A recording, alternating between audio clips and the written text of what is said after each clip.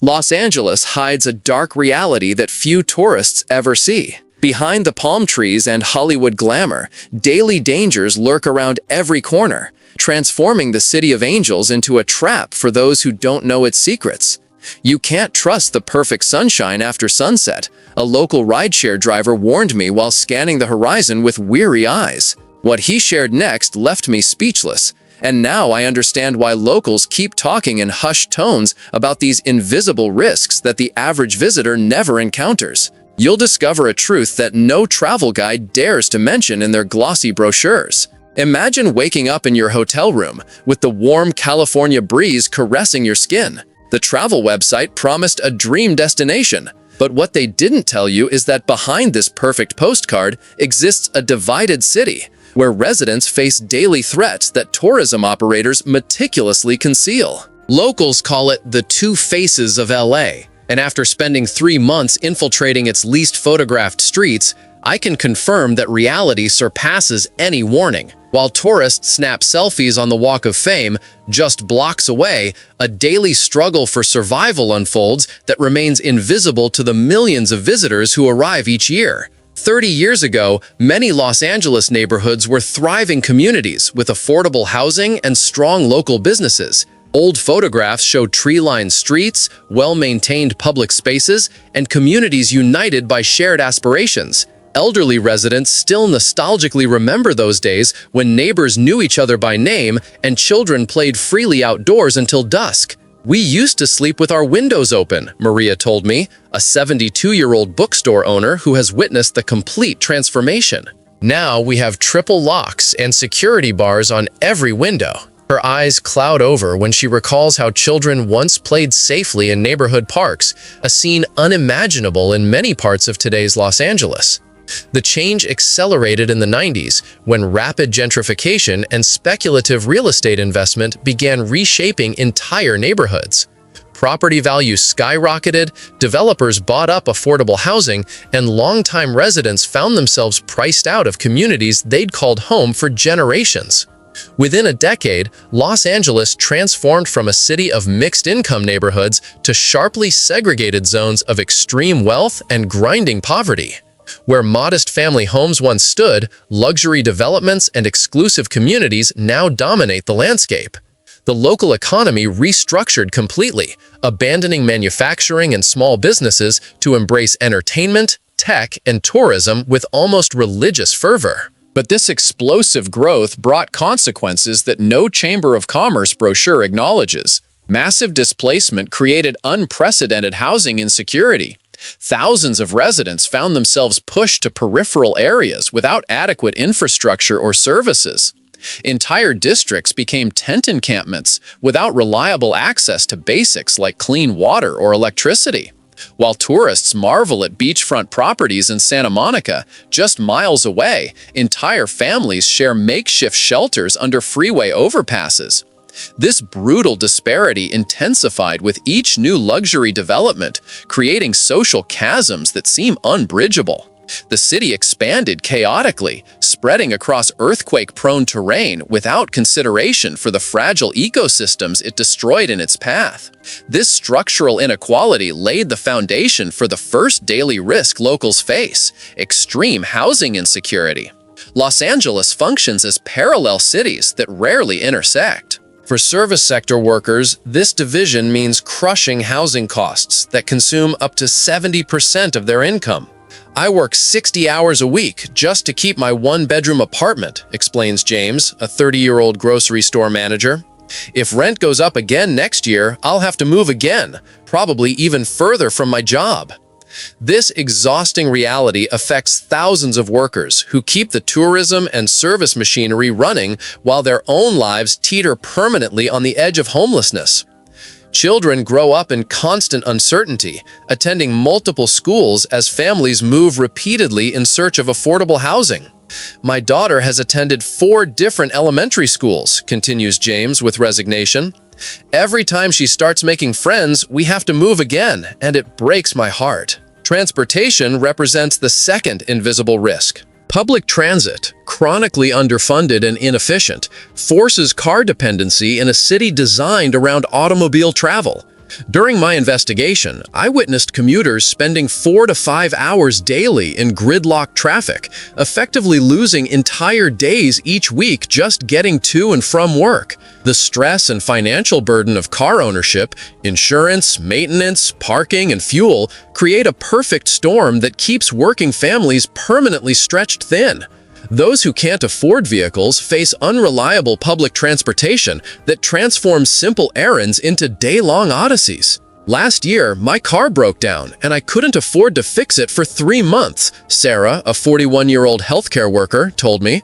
A 20-minute drive to work became a 2-hour ordeal involving 3 different buses. I had to wake up at 4 in the morning just to arrive on time. Official data downplays this problem, but statistics compiled by community organizations suggest that transportation insecurity affects over 40% of LA households, creating cascading effects on employment, education, and healthcare access. The system essentially functions as a hidden tax on the poor. Those who can least afford it pay the highest costs, both financial and personal, just to navigate the sprawling metropolis. This daily mobility crisis connects directly to the third daily risk, environmental inequality.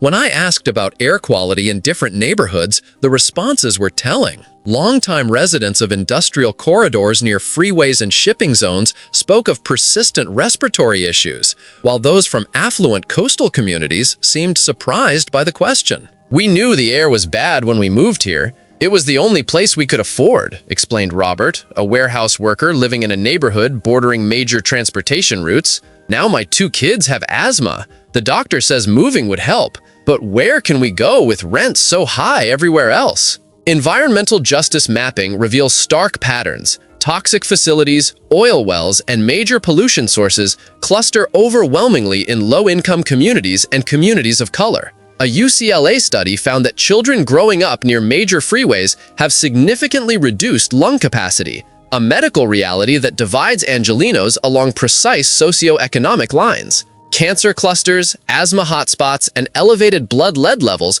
create an invisible geography of suffering that tourists cruising through in air-conditioned vehicles never glimpse. The city's infamous smog, once considered a universal problem, actually impacts residents with shocking disparity depending on zip code. This environmental injustice intensifies during increasingly frequent climate disasters, revealing the fourth daily risk, climate vulnerability. While Hollywood Hills residents hire private firefighters during wildfire season, residents of urban heat islands without air conditioning face potentially lethal conditions during increasingly extreme heat waves. Last summer, temperatures in my apartment reached 105 degrees for 5 straight days, remembers Elena, a home healthcare worker. My elderly clients were literally at death's door. We took turns sitting in the only air-conditioned room at the community center, but it could only hold 20 people at a time. Emergency response during natural disasters follows predictable patterns of inequality. Affluent neighborhoods see rapid deployment of resources, while working-class areas wait days for basic assistance. During recent wildfires, evacuation orders reached some neighborhoods through sophisticated emergency alert systems, while others received minimal or delayed warnings. Disaster preparedness has become a luxury good. Those with resources stockpile emergency supplies and develop evacuation plans, while the economically vulnerable face each new climate crisis with whatever they can carry on their backs. The fifth daily risk involves the fragmented and often predatory healthcare system. Despite California's progressive policies, accessing medical care remains a Byzantine challenge for many Angelenos. My insurance is supposed to cover emergency care, but after my accident, I received $14,000 in surprise bills from out-of-network providers I never consented to see, says Marcus, a construction worker still fighting medical debt 2 years after a workplace injury. The hospital was in-network, but apparently the radiologist wasn't. How was I supposed to know that while unconscious in the ER? Medical debt represents a leading cause of bankruptcy in Los Angeles, creating financial catastrophes that derail lives even for the insured. Community clinics struggle with overwhelming demand, forcing patients to choose between waiting months for appointments or neglecting preventative care altogether. Mental health services face particularly severe shortages, with months-long waiting lists for basic therapy even for those experiencing acute crises. After my brother's suicide attempt, we were told the earliest psychiatric appointment available was 4 months away, recounts Jessica, a teacher in East Los Angeles. We took turns watching him 24/7 until we could get help. Many families don't have enough people to do that. Work-related health issues constitute a silent epidemic. Respiratory problems from cleaning with harsh chemicals, musculoskeletal injuries from excessive physical demands, skin disorders from prolonged exposure to irritants. Compensation for these conditions is practically non-existent, and employers typically replace affected workers rather than improve labor conditions. The healthcare system itself reflects and reinforces the city's broader inequalities. World-class medical centers serve those with premium insurance or ability to pay out of pocket, while safety net hospitals struggle with inadequate resources and overwhelming need. The sixth daily risk remains largely invisible to outsiders: food apartheid.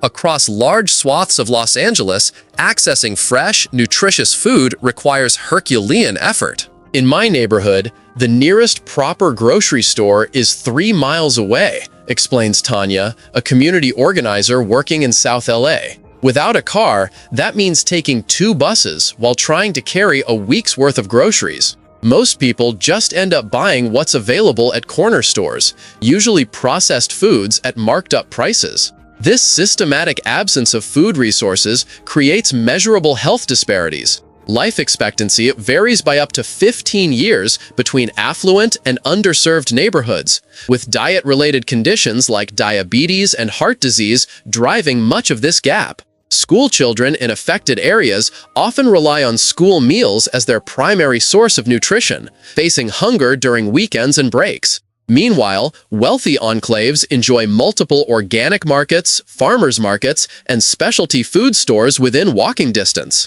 The contrast becomes most stark during times of crisis. When pandemic lockdowns hit, food insecurity reached emergency levels in areas already struggling with limited access. Community-led initiatives have emerged to address these gaps, including urban gardens, food cooperatives, and mutual aid networks. We started growing food in vacant lots because nobody else was going to solve this problem for us, says Miguel, who helps manage a community garden in Boyle Heights. Now we supply fresh vegetables to over 60 families who would otherwise have no access. These grassroots efforts represent both inspiring resilience and a damning indictment of systemic failure. Residents shouldn't need to grow their own food to access basic nutrition in one of America's wealthiest cities. The seventh daily risk affects primarily families with children: educational inequality. Public schools in Los Angeles represent a stark study in contrasts. Schools in affluent areas boast modern facilities, advanced placement courses, and robust enrichment programs funded by parent donations that can exceed $1 million annually. Just miles away, schools in low-income areas struggle with overcrowded classrooms, outdated materials, and high teacher turnover. My daughter's high school has one college counselor for 800 students, says Marisol, whose child attends a public school in a working-class neighborhood. Her friend in Brentwood has a counselor who handles 40 students and arranges personal tours at Ivy League schools. These disparities create predictable outcomes. College acceptance rates, standardized test scores, and access to advanced courses all follow precise socioeconomic lines. School funding formulas, though improved in recent years, still fail to adequately address the greater needs of students facing poverty, housing instability, and community violence. The educational system, theoretically a ladder to opportunity, instead too often reinforces existing inequalities. Charter schools and magnet programs, originally conceived as innovations to address these gaps, have created a two-tiered system where informed parents with time and resources navigate complex application processes, while others remain trapped in underfunded neighborhood schools. I spent months researching schools, filling out applications, and driving my son to admissions interviews, explains William, a software engineer whose child attends a prestigious magnet school. Parents working 2 jobs don't have that luxury. The education system's complexity rewards those who need the least help while often failing those who need it most. The eighth daily risk involves water, both its quality and rising costs. "We stopped drinking tap water years ago," says Antonio, a mechanic living in a neighborhood with aging infrastructure. "My neighbor's pipes turned up lead contamination, and we can't afford regular testing, so we just buy bottled water now. Another expense we really can't afford." Aging pipes, industrial contamination, and decades of deferred maintenance have created invisible patchworks of water quality issues across the city. While wealthy neighborhoods receive swift responses to water concerns, complaints in lower-income areas often languish unaddressed. Water bills themselves have become a crisis for many families, with rates rising faster than inflation as the infrastructure crumbles. Shutoffs for non-payment disproportionately affect vulnerable communities, creating cascading health and sanitation emergencies. "My mother had her water shut off last summer when she fell behind after medical bills," recounts David, a retail worker. "She has diabetes and chronic kidney disease. Going without water is literally life-threatening for her." The irony becomes particularly stark during drought years, when conservation measures target residential users, while large commercial consumers face minimal restrictions. The ninth daily risk affects almost everyone, but with dramatically different impact depending on resources. The physical and psychological toll of relentless economic insecurity. Los Angeles's high cost of living means even middle-income earners live perpetually on a financial knife edge. "If I miss one paycheck, I can't make rent," admits Jennifer, an office manager earning above the median income. "I haven't had a vacation in 6 years, and my emergency fund wouldn't cover a minor car repair." This constant financial stress manifests physically. Sleep disorders, hypertension, compromised immune function, creating a population permanently operating in survival mode. For those at the economic margins, this stress becomes debilitating. "I've had panic attacks in the grocery store, trying to calculate if I can afford both medicine and food this week," shares Gabriella, a single mother of 2 working retail jobs. "My doctor prescribed anti-anxiety medication, but I can't afford the copay."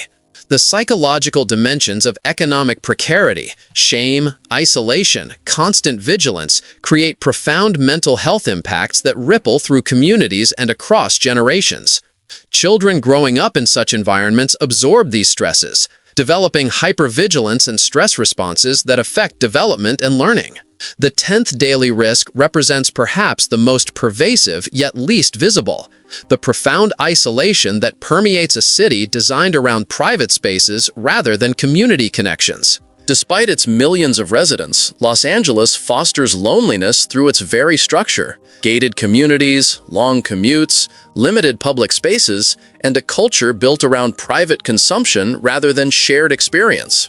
"I've lived in my apartment building for 3 years and couldn't tell you the names of my neighbors," admits Michael, a graphic designer. "We all drive into our private garages, take our private elevators, and live in these separate boxes, never connecting with anyone around us." This isolation becomes particularly dangerous during emergencies, when social connections can determine survival. During recent heat waves, elderly residents died alone in apartments without air conditioning, sometimes discovered days later. "My neighbor would have died in the last power outage if I hadn't checked on her," recounts Sophia, an elementary school teacher. She had no family nearby, no social support network, no one who would notice if something happened to her. Research shows that social isolation presents health risks comparable to smoking 15 cigarettes daily, yet the city's very design continues to prioritize privacy and separation over community and connection.